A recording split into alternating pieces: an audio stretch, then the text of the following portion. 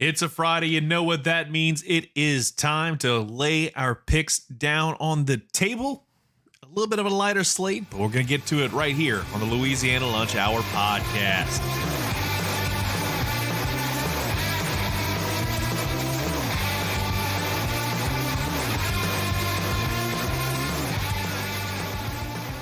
Welcome back to another edition of the Louisiana Lunch Hour podcast. Appreciate you listening in. If you haven't yet, go ahead and follow us on Spotify. That way you don't miss a thing. And also, we're available wherever you get your favorite podcast. You can get us on Apple Podcasts. I believe we can get us on Amazon Podcasts and a lot of other great places. You can find that if you go to the Spotify link we posted on social media. Make sure you get it in your life. Because trust me, it's going to be well worth your time to listen to us. Each and every weekday, we give you nothing but great sports content. And today is a really interesting day because most weeks I've got a full slate of college football games, but somehow, the football scheduling gods kind of said, hey, you know what? We're going to give you only 4 college football games to break down and then the Saints game. LSU's off, Tulane's off because they've got a short week. The Cajuns are off. A lot of programs just have the week off, which is always nice, especially as we're kind of gearing up for festival season here in Louisiana. It's always just refreshing to have a little bit of a brief respite from a lot of the more high intensity action that goes on in the world of college football. But again, it's just wild to see only 4 games involving Louisiana teams, and one of those is an in-state matchup. We'll talk about that one a little bit later, but right now, I want to go more or less from the top of Louisiana down towards northwestern state. That's how we're going to wrap it up here. We're going to go around the state of Louisiana right quick because the UL Monroe Warhawks, they're on the road against a Northwestern team that, again, if you've been listening to the pod, you know that Northwestern lost Tulane to start the season. But I definitely feel like this is going to be a little bit different of a ball game for a UL Monroe team that, mind you, is 3-1 against a 2-2 team. But I feel like there is a stark differential between Northwestern and the Warhawks. Warhawks have looked good to start the season. I'm not going to hate on them. Even as a proud UL alum who has hated on them quite a bit in the past, I'm not going to hate on a 3-1 record when you have games against UTEP that was fairly competitive, and then you rallied back to beat Arkansas State. Obviously, the loss to Alabama 72-0. It's not great. But still, 3-1 is nothing to shake a stick at, but this is a different level. We keep talking about levels to things. This is like the definition of levels, and I think the Warhawks are going to get outclassed here by Northwestern. Not Northwestern State, but the big old team that's part of the Big Ten, Northwestern up in Illinois. So trust me when I tell you, you're not going to get an upset here. You're not going to get an upset special in this pod. We're very much team realist. And that's kind of where I sit. It's the Warhawks lose this game. I would probably, if I'm not going to put a score prediction on it, like an outright exact score, but I'll say by at least 4 touchdowns. I think this is going to be a game where UL Monroe drops to 3-2. And then the fun part is they actually get to start the Sun Belt Conference in earnest and start to kind of like rebuild themselves from there. And I'm sure they're itching to get to a bowl game because, again, you're halfway there at this point to become bowl eligible. Just punch the ticket, basically. That's how it feels like to me. Meanwhile, Nicholls State's going to be taking on Lamar. And again, we've talked about it a lot, how Nicholls, for the most part, is kind of going through a little bit of a rebuild. When you look at this program, Tommy Rybecki's taken over the program. Got a nice win to start off his career over for the Colonels. But ever since then, it has been just not great, Bob. A loss to Troy, 38-20. Then losing to West Georgia. Getting stomped out by Texas State. and then Eastern Kentucky 27-7 just last week. It's a 3:00 kick. And this is really where I think this program is going to have to make a lot of hay, because there's a lot. I think the fan base doesn't want to see you lay an egg against Lamar. So I'm going to firmly believe Nichols pulls out a very tight victory. Let's go ahead and throw out I'll just say 31-28 score. It's going to be a fairly competitive game. I feel like Nichols is going to bounce back late in the game and snatch victory from the jaws of defeat, not the other way around. At least that's what I hope. Again, this team's got to go through some growing pains, and fingers and toes crossed, they can kind of get it done. Meanwhile, you got an in-state matchup, the penultimate one we're going to talk about in the world of college football. McNeese State taking on Southeastern Louisiana. And I've said it earlier in the week on the pod that I believe McNeese is probably feeling some buyer's remorse getting the Cowboys' former head coach back in town, Matt Viator. And again, simply because of what's happened. They've only gotten one win on the record. It just doesn't look good. But I think you can undo that, because all that I've seen from Jake Strong so far this season is he looks pretty good. Is he an elite quarterback? I don't necessarily think so. But now he's playing against teams that are about the level of the Cowboys. Not just in terms of the FCS, but in terms of the Southland Conference and where they kind of stand in the hierarchy. Lake Charles has to have a really nice performance here, because I think if you lose to your in-state opponents like Southeastern, you're kind of sitting there scratching your head, and you're like, what happened to us? Like, we thought this team was going to be something because there was a lot of hype surrounding him. And again, the only win you have is against Louisiana Christian.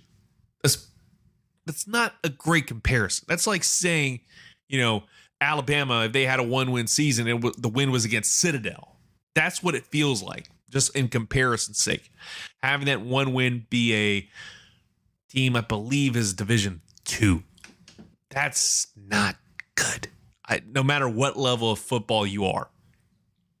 And yes, you've been playing some good teams, but this is a huge game for Matt Viator and the overall confidence the fan base is going to have in him. There's no way a lot of these first-year head coaches are going to be told, get going, unless you see something horrible on that field.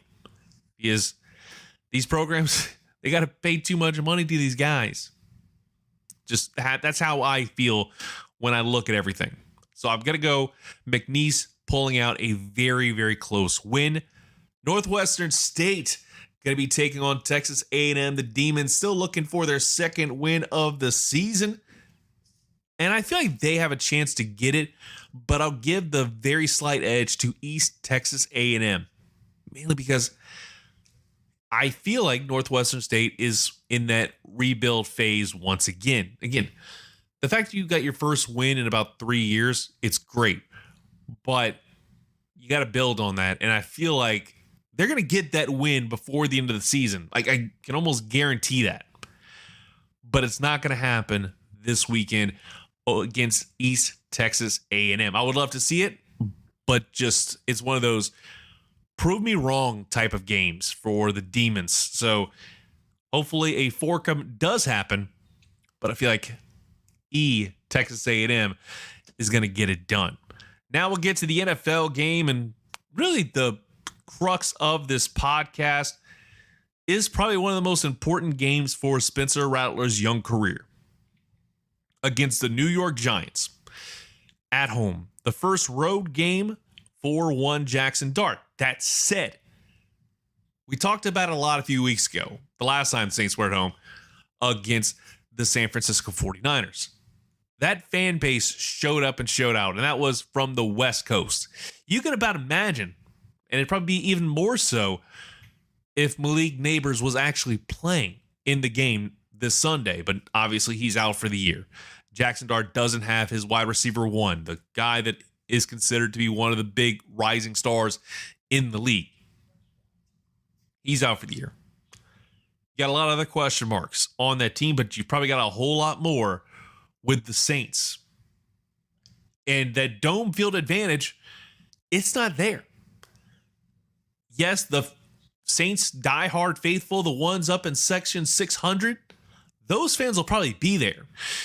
But it's the other fans that are going to be showing up more in droves. We saw it against the San Francisco 49ers. This fan base as a whole, I think, has one, gotten priced out, two, aren't sold on the long-term future and success when it comes to the Saints franchise, especially when you double down the news that came out and kind of got leaked out yesterday, but became official on, the news that became official on Thursday, but wound up getting leaked out on Wednesday. I'm using different tenses of time because I usually tape this on the night before the pod drops. So sometimes my past tense doesn't necessarily work out all that well. I digress. The fact that you have this Saints team just get a brand new deal with the stadium for 10 years, and then you have a 5-year option after that until 2055. It shows that I think Gail Benson is actively considering pulling out of this deal after 10 years. Because why wouldn't you? Especially if she potentially sells the team anytime in the next 10 years. Because I'm almost certain some teams probably would have some interest in maybe shipping them off. I'm not saying that's going to happen, but it's at least a theory that we're going to be positing for weeks, if not months, with this Saints franchise. And going back to the actual game itself, the New Orleans Saints have to win this one. Like, I understand everybody wants the Saints team to have the number 1 draft pick. At the end of the day, I'm not sold on any of the quarterbacks that are going to be available at number 1. I'd much rather try and get a halfway decent pick, trade down, get some equity, and build from there. This is the first leg of that rebuild. Now, again, if somebody falls in your lap, if you're like, you want that guy, go ahead. But don't come crying at me when you aren't able to achieve your goals at all. Because, you wanted to tank. Cry me a river. I want to see a team at least win one damn game in 2025. And it's either this or the Patriots, or you don't win a single game the rest of the year. You've got the Giants at home. Handle business. Spencer Rattler, probably the most important game of his career so far. Maybe it could be the most important game of his career. Because if he lays an egg in this game and lays an egg against the Patriots, he could be sitting on the bench riding the pine the rest of the year. And they go ahead and say, hey, Taysom Hill, you good? All right, you're going in and you're staying in. We don't want to rely on Spencer Rattler's inconsistency anymore. And that happens, I feel like things are going to get a lot worse before they get better. And it might work out for the Saints franchise to have that happen. But again, I'm not necessarily sold because Mickey Loomis is going to screw it up one way or another. I feel like you could literally give Mickey Loomis like the top 10 picks and he would give you absolute garbage. Just based off of the track record that Mickey Loomis had outside of 2017. What's a good draft class that he's had? Because honestly, I'm not sold on a lot of the guys that he's gotten. And that goes back even to Marcus Davenport. From 2014 onward, you've had like Hall of Mid type players. Yes, you've got guys like Michael Thomas and Marshawn Lattimore and Alvin Kamara. But I feel like that's more of a case of a blind squirrel finding a nut type thing. Trey Hendrickson's another guy. But you look at the guys that there's a lot of bad that far outnumbers the very good that he's been able to get during the tail end of Drew Brees' career and into this Dennis Allen era, and what seems to be Kellen Moore just being very inconsistent. Again, I understand he's pretty much a young boy in the coaching world, but you've got to show up and put on a hell of a game this coming Sunday against the Giants. If I were a betting man, I'd definitely throw some money on the Saints here to, at the very least, cover the spread. But I'm going to go with an outright win over the Saints.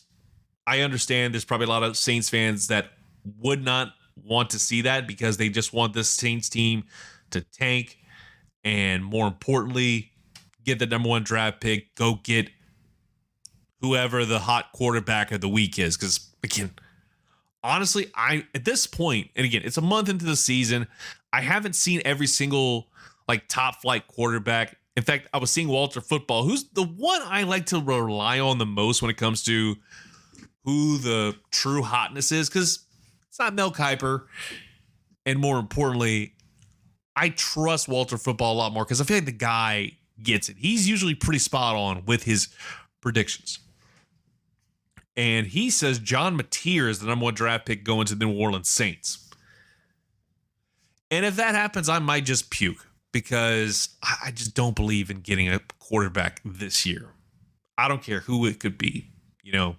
John Mateer, Arch Manning, Garrett Nussmeier, Lenore Sellers, whoever. Give me anything else. Give me offensive line. I know it's boring. I know it's blasé. We've done it before. But damn it, I am tired of this offensive line crumbling under pressure. That's just how I see things. Could be completely wrong. That's just how I see it. So I'm going to go with the New Orleans Saints beating the New York Giants. I think this is going to be like a 27-21 type of game. Very much a struggle in the first half, but the Saints do manage to get their act together. But I'm about to get on out of here. Hope you have a great rest of your Friday. Hope you have a great weekend as well. We'll be back with you on a Monday, recapping all that happened this past weekend and also starting to kind of turn the page over into another big weekend of football with the Cajuns and LSU and Tulane being back in action. Until then, we'll catch you later. Make sure you go check us out on Spotify. Follow us there. Follow us on social media. Just search Louisiana Lunch Hour and subscribe to us on YouTube. We're going to start cranking out some more exclusive content before too long. See ya.